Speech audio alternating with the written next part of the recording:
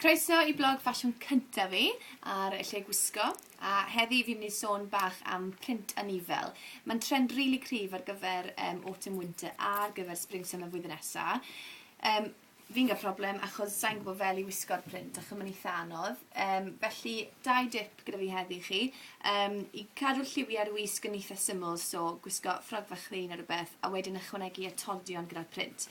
Felly, fi wedi ffindio'r sgidiau yma New Look. Maen nhw'n reit trad, fel mae sgidiau New Look. So chi'n gallu gwisgo rhaid ar ben I hunain.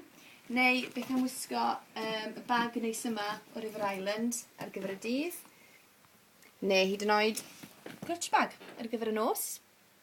Nes I weld hefyd, nes I ffindio hwn, fi'n rili licio hwn. Fi'n mynd I sgio amser dolyg. Fydde hwn yn neis jyst I gadw Christian dwym. Un ffwr o Topshop. A'r ail dip wedyn, os ych chi yn mynd I wisgo ffrog neu got print anifail, sy'n ni wedyn yn cadw'r atodion yn rili syml a wedyn gwisgo sodle di gyda fe. Felly,